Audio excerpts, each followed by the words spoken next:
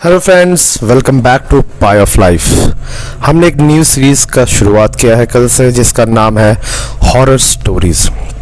Horror stories इसलिए क्योंकि ये एक ऐसी टॉपिक है जहाँ पे लोग एक्साइटेड भी होते हैं और कुछ लोग इसको बिलीव भी नहीं करना चाहते हैं। इसके बावजूद ये वो सुनना ज़रूर पसंद करते हैं कि क्या ये स्टोरी कितनी रियल है और कितनी ज़्यादा फेक। मैं यहाँ पे उन सारे स्टोरीज़ को आपके सामने रखूँगा जो ना सिर्फ मेरे साथ हुआ है, बल्कि अगर कोई रीडर चाहे तो वो अपनी स्टोरीज़ मुझे भेज सकते हैं मेरे इंस्टाग्राम में। इंस्टाग्राम का लिंक आपको नीचे मेरे डिस्क्रिप्शन में मिल जाएगा, और अगर चाहे तो ईमेल भी कर सकते हैं। मैं अपने ईमेल लिंक यानी कि ईमेल एड्रेस नीचे डिस्क्रिप्शन में दे दूंगा। कल की स्टोरी जो मैंने रोज़ी के बारे में बताया था, उसके ऊपर ऑलरेडी एक मूवी बनने वाली है जिसे विवेक ओबरॉय प्रोड्यूस करने जा रहे हैं। उसमें जो एक्ट्रेस होगी वो होगी मलिका शेरावत। तो आप में से किसी ने भी अगर उस कहानी को मिस कर दिया है तो प्लीज़ डिस्क्रिप्शन में जाके लिंक में क्लिक करके ज़रूर उसे सुन लीजिएगा। काफ़ी इंटरेस्टिंग सी स्टोरी है और रियल स्टोरी है। तो मैंने शुरुआत उसी से की थी। आज उस कहानी के बारे में बात करने जा रहे हैं। वो मेरे साथ खुद कॉलेज के टाइम पे घटी थी। आज तक मुझे उस चीज़ का आंसर नहीं मिला कि वो एक्चुअली था क्या। मेरे लिए उस टाइम पे वो हॉन्टेड जैसा इसलिए था क्योंकि मुझे उसका कोई आंसर नहीं मिला। और जब भी कोई चीज़ का आंसर नहीं होता तो हम उसे हॉन्टेड में ही काउंट करते हैं। बात शुरू होती है 2003 में, जब मैं कॉलेज के फर्स्ट ईयर में था। कॉलेज के फर्स्ट ईयर के एंड में, यानी कि जब हमने फाइनल्स दे दिए थे, तो आखिरी दिन में हमने सबने बहुत अच्छे से एक पार्टी करी, एक प्लान चिट भी किया था। प्लान चिट में हमने बात करते करते हमें ऐसा लगा कि शायद कोई भूत आ गया था, जिसके बारे में मैं अभी तक कॉन्फिडेंट नहीं हूँ कि हाँ सच में आया था या फिर वो मेरे किसी दोस्तों का कोई छोटा मोटा मजाक होगा। जो भी था, लेकिन उसमें जो भूत आया था उसका नाम एक अंग्रेज़ का था। मैं नाम नहीं लूँगा, कहते हैं कि नाम लेने से उनके पावर थोड़े ज़्यादा बढ़ जाते हैं, तो इसलिए मैं नाम नहीं लूँगा। वो एक अंग्रेज़ का भूत था। और जब हमने उससे पूछा कि उसका होम कंट्री कहाँ है, तो उसने ये भी बताया कि वो इंग्लैंड का था। और हमने जब उससे पूछा कि तुम रहते कहाँ पे थे, तो हमें तब पता चला कि वो रहता नॉर्थ ईस्ट में ही था, जहाँ पे मेरा कॉलेज था। मुझे उस बारे में उतना कुछ पता चला नहीं कि हाँ पता नहीं, हो सकता मजाक हो या कुछ भी हो। कुछ महीनों बाद तब उतना ज़्यादा इंटरनेट भी उतना ज़्यादा कुछ खास था नहीं, ये आप सभी को पता होगा। हमारे पास भी फ़ोन में कोई इंटरनेट एक्सेस होता नहीं था।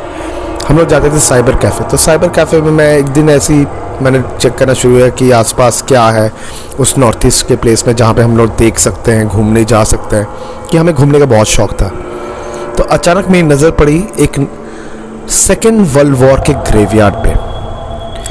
उस चीज़ को देखते साथ ही मेरा दिमाग अचानक से घंटी बजाने लगी कि क्या ऐसा हो सकता है कि उस ग्रेवयार्ड से वो भूत आया हो। क्योंकि अगर सेकेंड वर्ल्ड वॉर का वो अगर भूत है तो पॉसिबल है वो इंग्लैंड का भी हो, इंग्लैंड का कोई सोल्जर हो। तो काफ़ी सारी चीज़ें मेरे दिमाग में आई, कह सकते हो सकता है वो मेरे दिमाग में बैठ गया। ये बात है जब हम लोग फर्स्ट ईयर का एग्ज़ाम दे के फाइनल ईयर्स का हम लोग जब वापस आ रहे थे अपने कॉलेज में, तो उस वक्त सिर्फ 2 लोग थे उस पूरे हॉस्टल में, यानी कि मैं और एक और मेरा फ्रेंड, और हम दोनों ही सबसे पहले पहुंचे थे वहाँ। रीज़न उसका ये था कि हमारा ट्रेन सबसे पहले पहुंचता था उस लोकेशन में। नॉर्थ ईस्ट में ट्रेन की अवेलेबिलिटी बहुत कम होती थी और बहुत ही ज़्यादा टाइमली होता था कि किसी भी डेस्टिनेशन से वहाँ आने का। तो हमारा ट्रेन सबसे पहले आया था और हम लोग वहाँ पे 2 दिन ऑलमोस्ट अकेले ही रहते पूरे हॉस्टल में। पहला दिन बहुत ही आराम से गुजरा, या फिर कहें तो शायद थकावट बहुत ज़्यादा थी। 32 घंटे हमने ट्रैवल किए थे ट्रेन में। और आपको ये पता है कि जब अगर जनरल में या फिर आप कहें तो स्लीपर में अगर आपने बहुत ज़्यादा लंबा टाइम स्पेंड किया हो तो आपका जो बॉडी होता है वो पूरा थक जाता है। तो थकावट के मारे हम लोग पहुँचे वहाँ पे आफ्टरनून 12:30 बजे। लंच किया। लंच करने के बाद शाम को जल्दी सो गए, अराउंड 7:30 में सो गए थे। तो हमने डिनर उस दिन नहीं करी थी। अगले दिन कॉलेज खुलने का डेट था, लेकिन अनफॉर्चुनेटली कहे या फिर हमारे बैचमेट्स की बदमाशी, कोई भी पहुंचा नहीं। मंडे हमें ज्वाइन करना था, कोई पहुंचा नहीं। तो फिर इस वजह से हमारे प्रिंसिपल ने मंडे का कॉलेज स्थगित कर दिया। उन्होंने कहा कि जिस दिन सारे आ जाएंगे उसी दिन ही कॉलेज के क्लासेस वापस स्टार्ट करेंगे। तो हमारे कॉलेज का एक लैंडलाइन होता था जहाँ पे आप, अगर आपको याद हो, 1 का सिक्का डाल के आप सबको कॉल कर सकते हैं। तो 1 का सिक्का डाल के मैंने कॉल लगाया अपने फ्रेंड को कि हाँ भाई सारे कब आने के प्लान बना रहे, ये तो बता दो। तुमने किसी ने मुझे अपडेट भी नहीं दिया। तो सब कहा कि भाई हम तो 1 हफ्ते बाद ही आ रहे हैं। तो बोला भाई अब अगर तुम 1 हफ्ते बाद आ रहे हो तब तो मैं अकेला रह जाऊँगा यहाँ पे। बोला डोंट वरी, अनीश है, अनीश आने वाला है। अनीश रहता था हमारे साथ कश्मीर में, तो वो कश्मीर का रहने वाला था, तो वो जल्दी आने वाला था। तो हम दोनों तो पहले ही पहुंचे थे, मैं और मेरे एक और फ्रेंड। मैं उनका नाम यहाँ पे ज़रूर बताना चाहूँगा, वो थे सिंथिल, वो रहते थे चेन्नई में। ये इंसिडेंट थी मंडे रात की। हम लोग दिन भर इधर उधर ऐसे ही घूमते रहे अपने जहाँ हमारा कॉलेज था उसके आसपास जो टाउन था वहाँ पे घूमते रहे। शाम को आए, हम लोग आराम से डिनर वगैरह सब कुछ कर लिया। डिनर हमारा आ गया था, हमारे कॉलेज के जो प्रिंसिपल थे उनके घर से हमारे लिए डिनर आ चुका था। अराउंड 8:30 या 9 हमने डिनर वनर करके हम लोग अपने बेड पे लेटे हुए, और हम लोगों ने अपना बेड जो है शिफ्ट कर लिया था अपने सीनियर्स के रूम में जहाँ उनके पास टीवी था। अब मैं बता दूँ, उनका जो रूम था वो एक फेस करता, जहाँ हमने बेड सेट किया था वो फेस करता था खिड़की को, और उसके ठीक बगल में था दरवाज़ा जो आपका डायरेक्टली बाहर की तरफ निकलता था। यानी कि वो बाहर वो सीधा एक गली से निकलती थी, वो सीधा हम लोग फिर एक छोटे कह सकते कि ब्रिज रोड की तरफ जाता था। तो रात के करीबन 11 साढ़े 11 बज रहे थे। मैं टीवी देख रहा था क्योंकि मुझे नींद नहीं आ रही थी, और जो मेरा फ्रेंड था वो घोड़े बेच के सो रहा था। तो मैं उसे कभी देखता, कभी मैं टीवी की तरफ देखता। मुझे नींद आ नहीं रही है, मैं क्या करूं, कुछ समझ नहीं आ रहा था। तो फिर मैं ऐसे टीवी देखता रहा। और मैं आपको बता दूं, पहाड़ों में जो घर होता है, खासकर जहाँ पे मैं रहता था, वहाँ पे जो जगह होती थी वो आपकी वुडन फ्लोरिंग होती थी आपकी। तो अगर आप कहीं पे भी कोई बंदा चले तो आपको वुडन फ्लोर जो है वो दबने से जो एक आवाज़ पैदा होती थी, वो आवाज़ होती थी। और वो आवाज़ ज़्यादा खौफनाक तब लगती थी जब आपको पता चले उस घर में और कोई नहीं है, सिर्फ आप ही हो। बहुत ही ज़्यादा दर्दनाक और इनफैक्ट आप कहे तो खौफनाक आवाज़ लगती थी वो। रात के 11 साढ़े 11 बज चुके थे। मुझे अभी भी ठीक से याद नहीं कि मैं क्या देख रहा था टीवी पर, लेकिन वो टीवी चल रही थी मेरे सामने और वॉल्यूम थोड़ा हाई था। अचानक मुझे लगा कि कोई वहाँ से चलता हुआ आया, सीढ़ियों से नीचे उतरता वो धीरे धीरे करके मेरे दरवाजे तक आया, और वो रुक गया क्योंकि मुझे वो पैरों के चलने की क्लियरली आवाज़ आ रही थी, और वो सीधा दरवाजे के सामने खड़ी हुई। ये भी मुझे समझ में आया, दरवाज़ा अंदर से बंद था। मैं वेट करता रहा कि अब शायद नॉक आएगा और फिर मैं दरवाज़ा खोलूँगा। नॉक आएगा, दरवाज़ा खोलूँगा। मेरी नज़र दरवाजे पे ही टिकी थी। फिर मेरा अचानक से ध्यान गया कि क्या पता, हो सकता कि वो खिड़की पे आके मैं नाम पुकारे। तो मेरी एक बार नज़र खिड़की की तरफ भी गई। खिड़की पे मुझे कोई नज़र नहीं आया। जब ऐसा होते होते ऑलमोस्ट 5 से 10 मिनट हो चुके थे, मुझे लगा कि कुछ गड़बड़ है।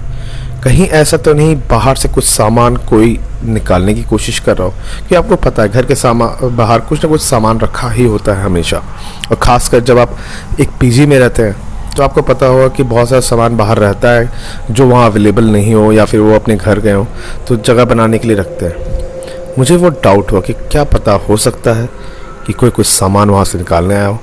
तो मैंने क्या किया, बिना किसी आवाज़ के उठने की कोशिश करी। बेड से रेंगता हुआ मैं दरवाजे तक पहुंचा।